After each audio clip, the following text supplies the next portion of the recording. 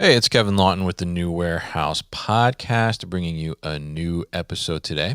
And on today's episode, I am going to be joined by Danny Glass, and he is a co founder over at Cellaware Technologies. And we're going to dive into a little bit about Danny's background and how he came to become a co founder of Cellaware Technologies and what they're focused on, talking about Chat WMS, which is pretty interesting. I got to see a little demo of it back at Manifest earlier this year, and pretty exciting stuff on how they're kind of taking on AI and looking at WMS and analytics in a little bit of a different way within the warehouse, which we'll talk about today. So, Danny, welcome to the show. How are you?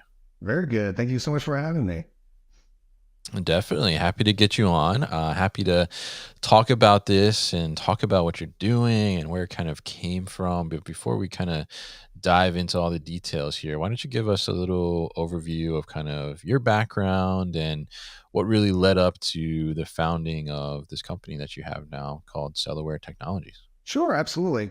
I guess before I get into that, I wanted to say very, very honored to be on your podcast. I'm a big fan of it. I think it's an excellent resource for both newbies and those who are experienced. I think the depth of knowledge between you and the guests that you bring on is, like I said, an excellent resource. I'm happy that I get to contribute to it. So once again, thank you for putting this on and having me on. Yeah, I appreciate that, and definitely, happy that we can deliver value in some way, and happy to get you on to share what you're up to with our audience as well. Absolutely. So, Cellaware Technologies. I guess I kind of ought to start with a little bit of my background. My first job out of college was an operations supervisor at DHL Supply Chain, pretty Mhm. prominent third-party logistics company. Although at the time, I guess we were called XL, spelled EXEL. And I Yeah, think I remember. DHL. I remember those days. Yeah. Yeah. Okay. Gotcha. And I think DHL had already acquired XL, but we just hadn't done the rebranding just yet. And I'll admit, I was happy when the rebranding eventually happened because I got a little bit tired of explaining that no, I'm not associated with Microsoft Excel.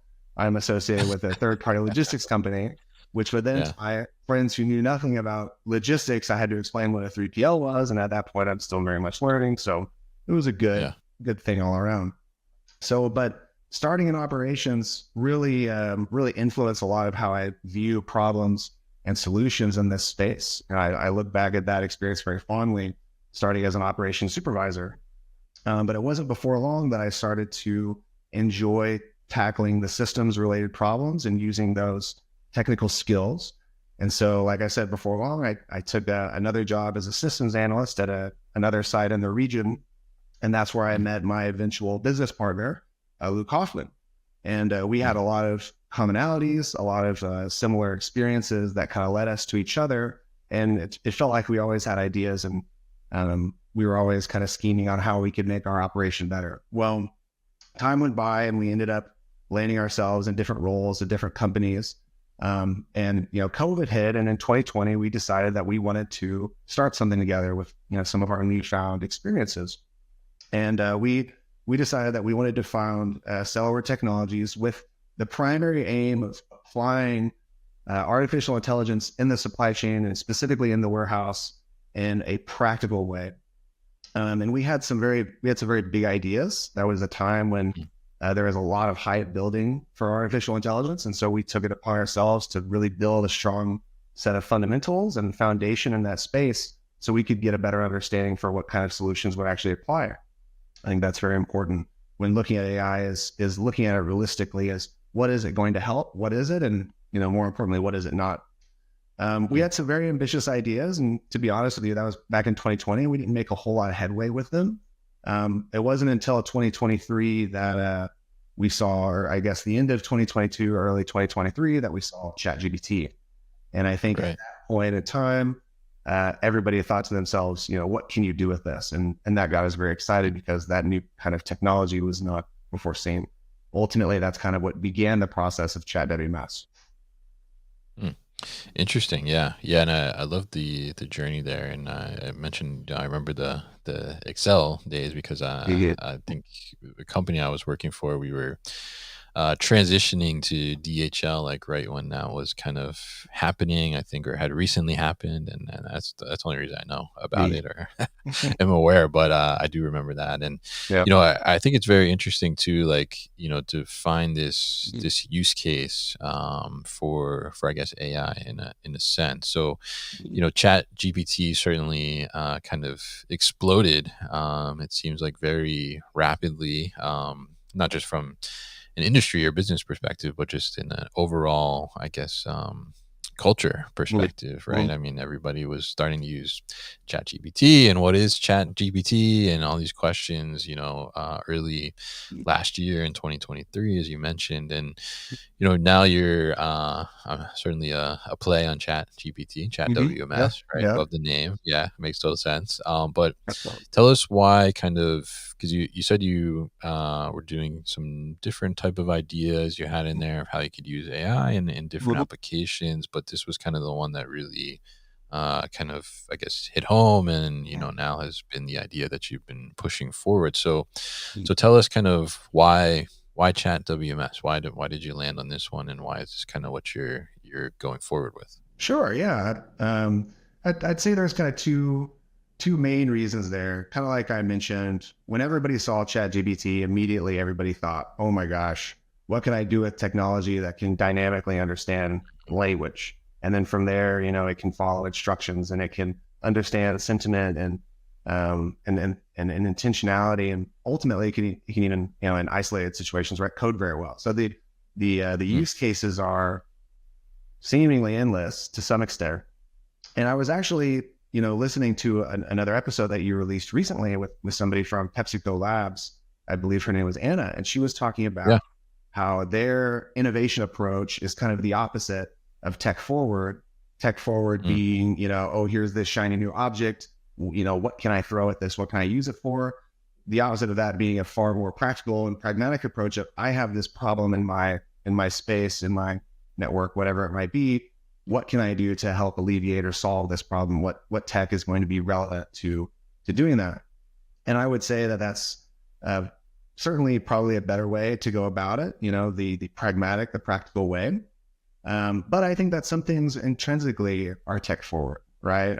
I'll use ChatGPT as an example, but I guess I'll go back, maybe not necessarily the best example, but the atomic bomb, I think, is a good example of something that's tech forward. I think everybody has seen the Oppenheimer movie, or at least knows a little bit about that stage Yeah. of development. Well, and I'm not an expert in it by any means, but once it was discovered, once the neutron was discovered and it was proven that you could split atoms, people before that weren't thinking, well, we need bigger bombs.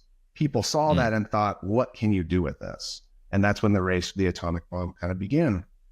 So I think with ChatGPT, part of the initial kind of galvanization of us to act came from seeing this new technology and then thinking, okay, what are all the things we could do with it based off our experiences?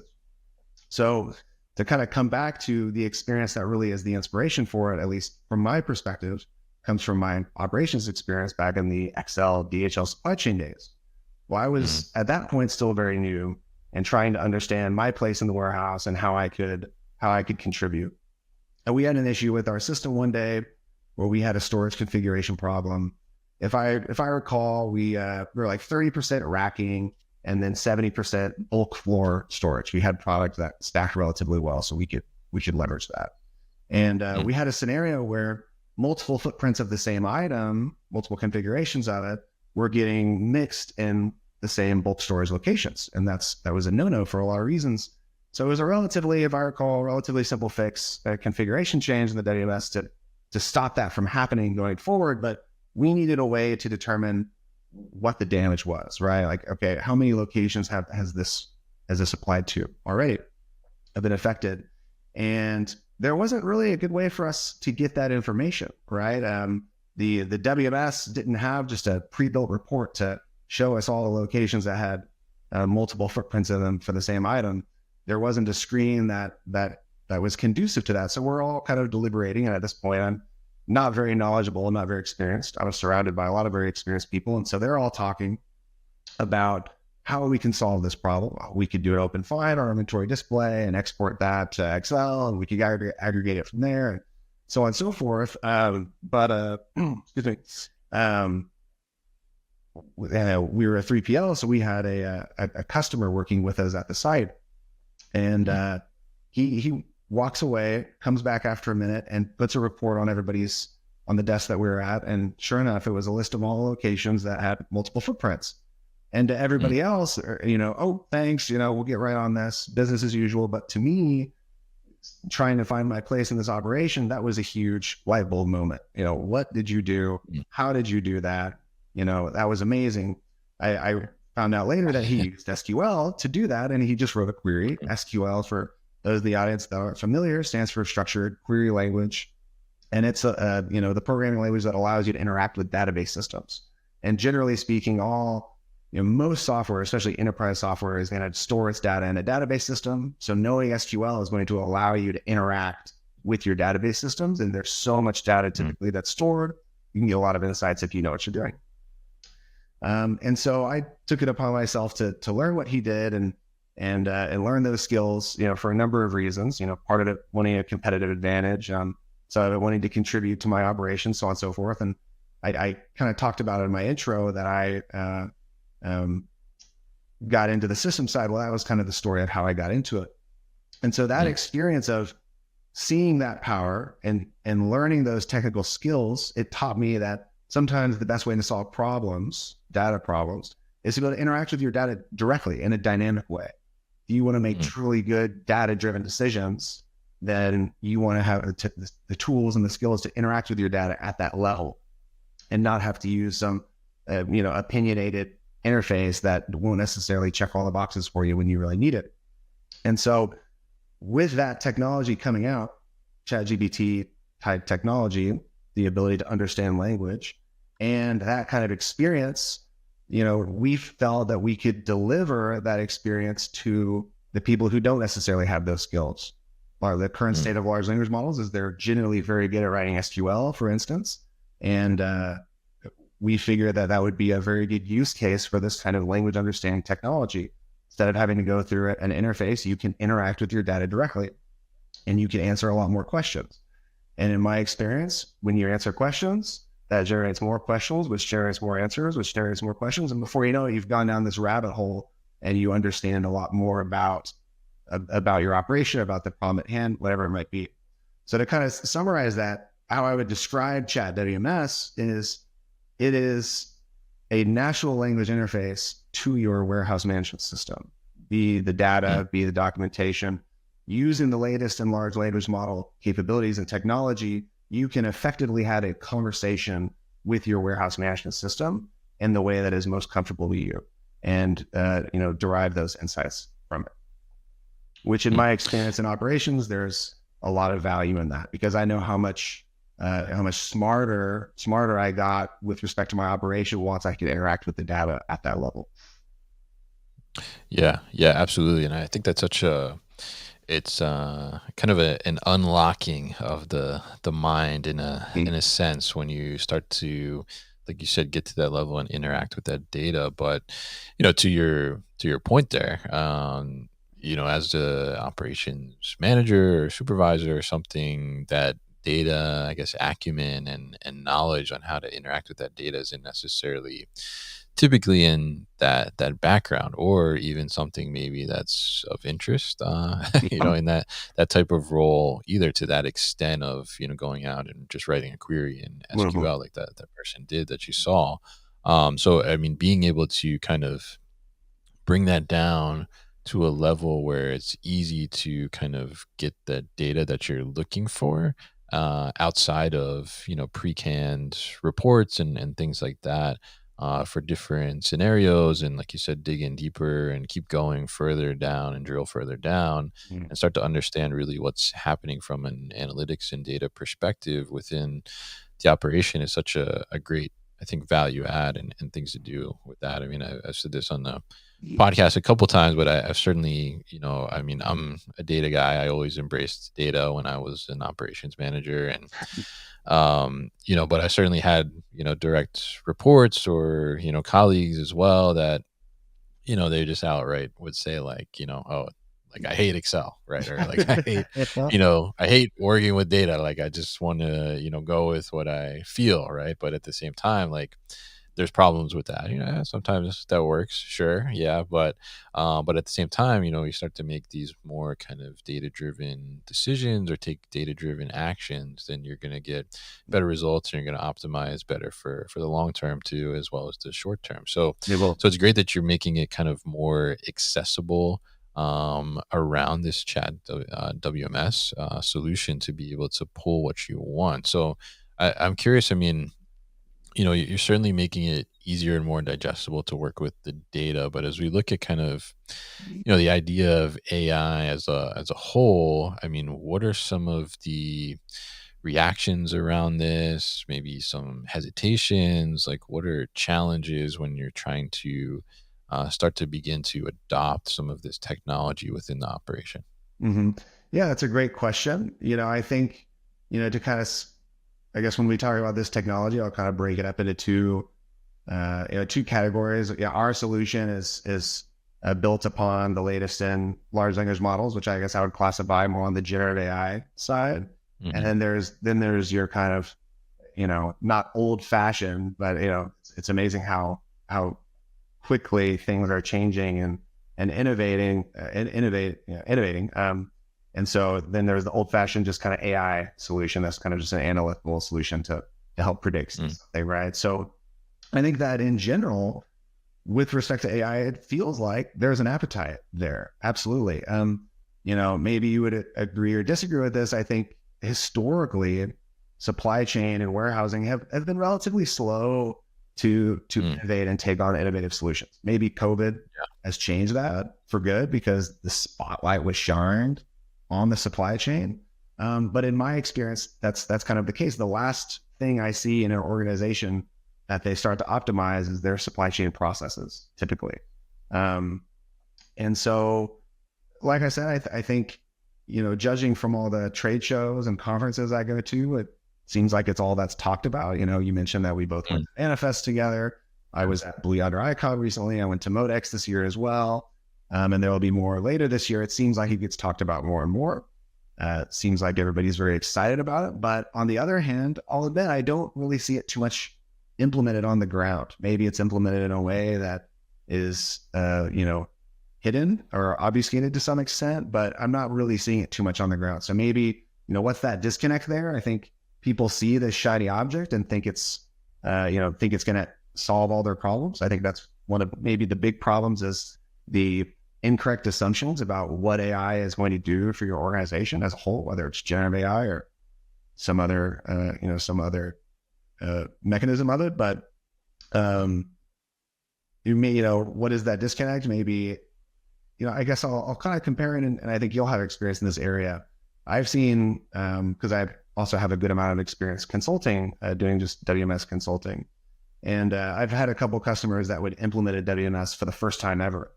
And, Mhm. from a paper-based system or no system at all, system, a loose term here. And obviously there's a lot of great benefits you're going to get out of going from nothing to a WMS, but you're also going to realize that you've opened a Pandora's box of all new problems that you've never had before. Yeah. You're going to realize that you don't have SOPs. You're going to realize that you don't have work instructions. You're going to realize that all the wisdom of your operation is contained in tribal knowledge, right? So all of these things are going to stack up all at once, and it's a very daunting process for somebody who doesn't have a WMS to implement one.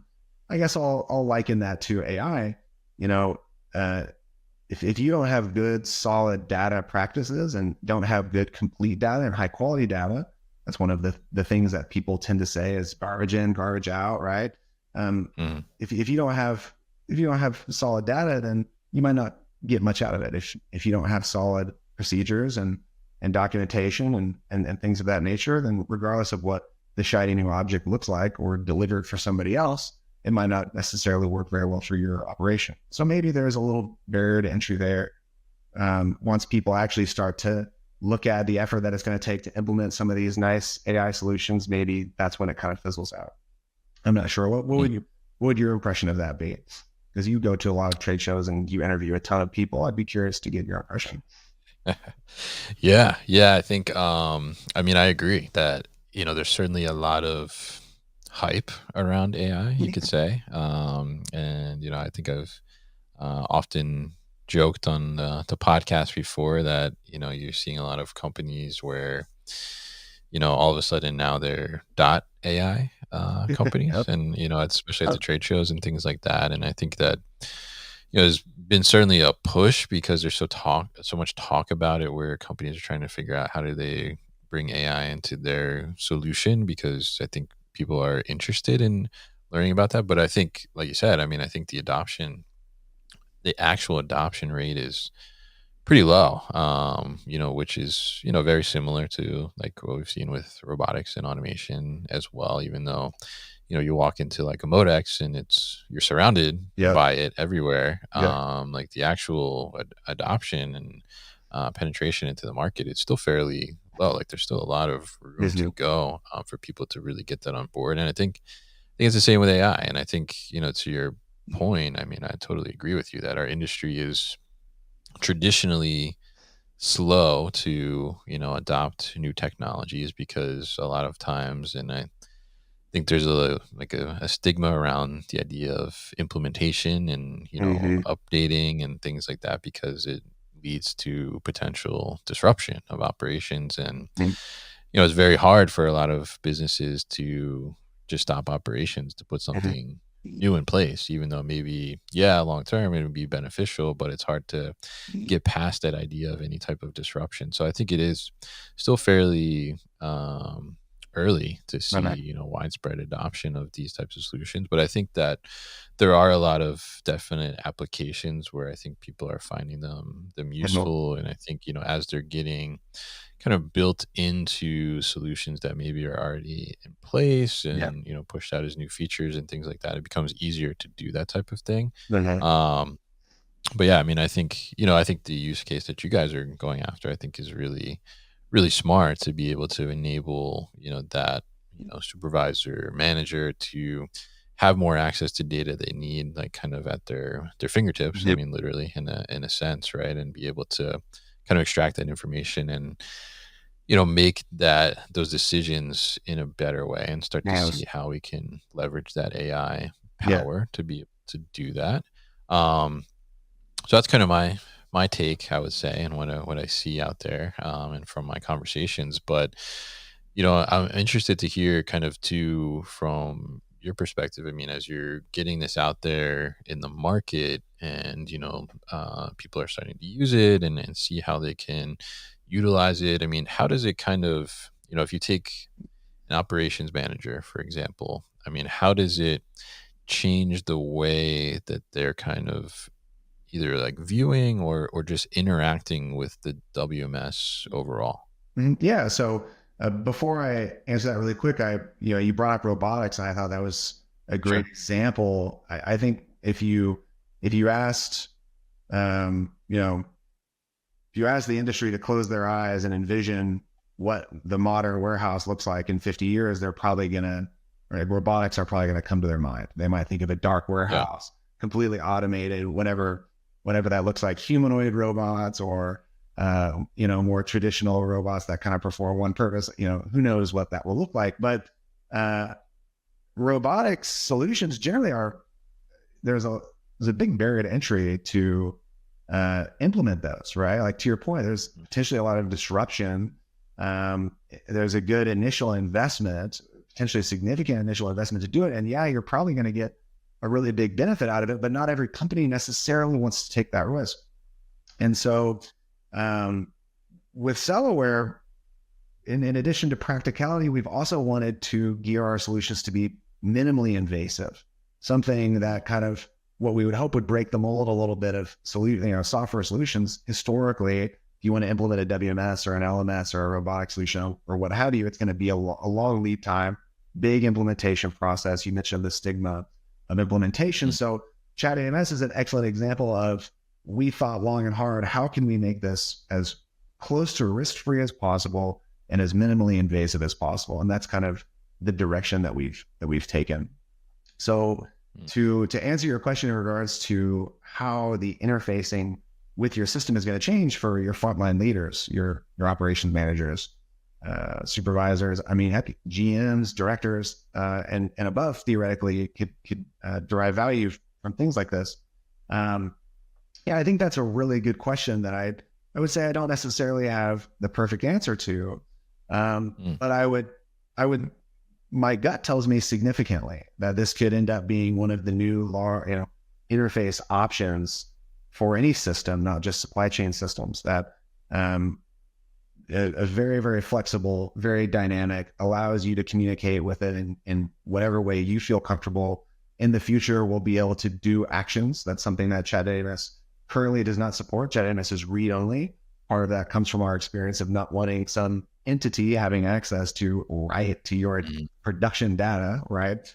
And so ChatWMS is read only at this point, but in the future, we could see the technology getting better and allowing you to perform actions that are going to be far more efficient and conducive to the actual process that you're following. You could do a lot of things at once, for instance.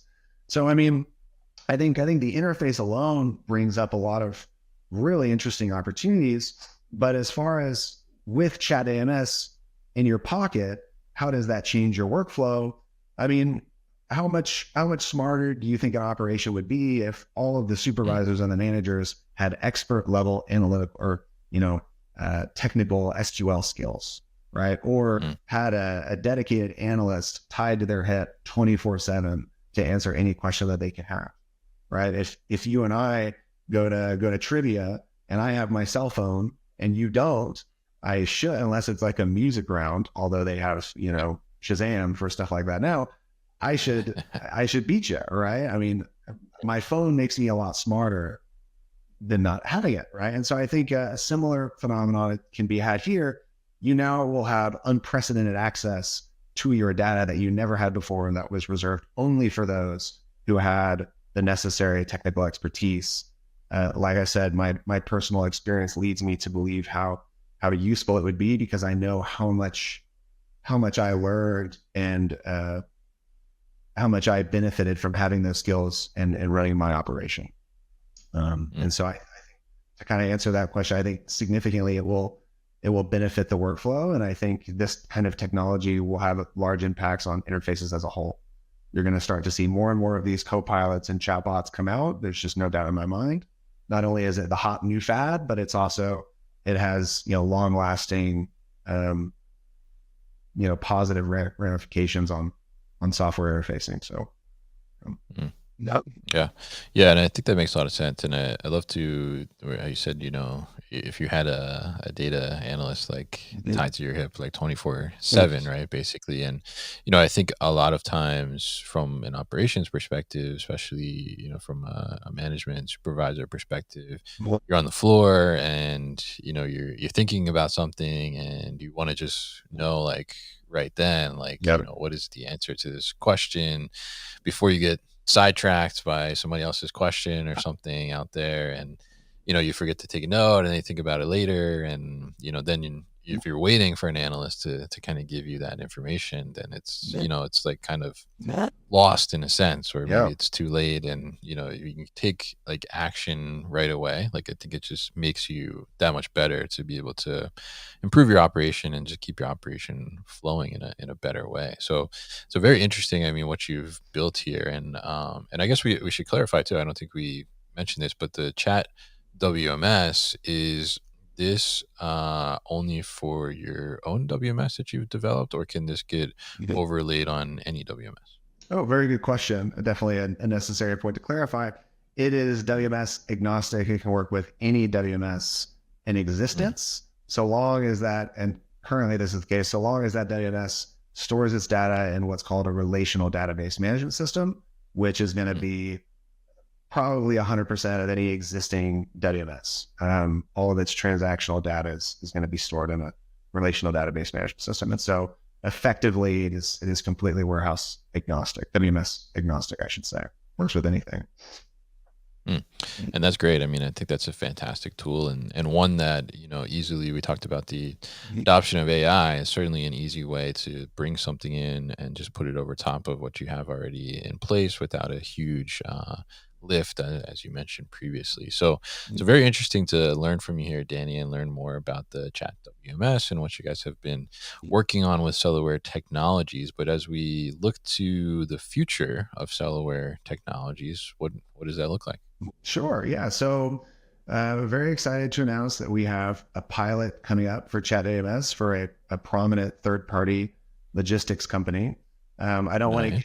give too many details regarding that just because we're very much still in discussions about it. But Mhm. that's very exciting. We are getting an opportunity to really show what we at Cellaware believe, um, which is how much this will positively affect warehouse operations. So that will be very excited to be able to do that pilot and see the effects and so on. Um, in addition to that, we have some exciting potential collaborative partnerships with some other companies in the industry, combining our expertise and knowledge of generative AI, integrating with supply chain and warehousing systems, along with a domain specific product that our partners have. Once again, I don't want to discuss too much in terms of specifics, but stay on the lookout for that as well. That not only do we have ChatWMS pilots in the works, but we also have some additional innovative collaborations in the works as well with some partners in the industry. And we'll be continuing to go to some of the shows and continuing to get a feel for the landscape of our space, what new technology exists out there, ways that we can improve our offerings. And it's always exciting to see what the rest of the industry is doing and learn from that. So we're excited for the rest of the year. We think we have a lot of really exciting things coming up, and we're going to continue learning and growing. And um, you know, uh, yeah, it's very exciting. Definitely exciting stuff there, and definitely very interested to see how you guys continue to evolve and the different use cases that Chat WMS finds itself in the industry as those partnerships develop and those customers develop too as well. So it's been great to have you on the show here, Danny, and learn all about this. What's the best way to get in touch with you or learn more about Cellaware Technologies? Sure. So we have a website, cellaware.com. For the most part, and on our website, we have all sorts of resources about ChatWMS. We recently just started a newsletter that I believe we're releasing a new version of every month. And I believe Yeah. we've released that first version as well. I have to validate that. So, feel free to look at that. That'll communicate all things Cellaware Technologies and about Luke and I, the co-founders, things that we're working on, things that we've done, and where we're going. Um, we're generally only active from a social media perspective on LinkedIn. And so you can search Cellaware Technologies on LinkedIn, and that should be sufficient for finding us. Yeah. All right, great stuff. And we'll definitely put all that information at thenewwarehouse.com as well so people can easily find it. So, Danny, thank you once again for your time on the show today. Thank you. I had a blast. Thank you so much for having me. Hey guys, thank you so much for tuning into today's video here on our YouTube channel, The New Warehouse Podcast, and I appreciate you tuning in.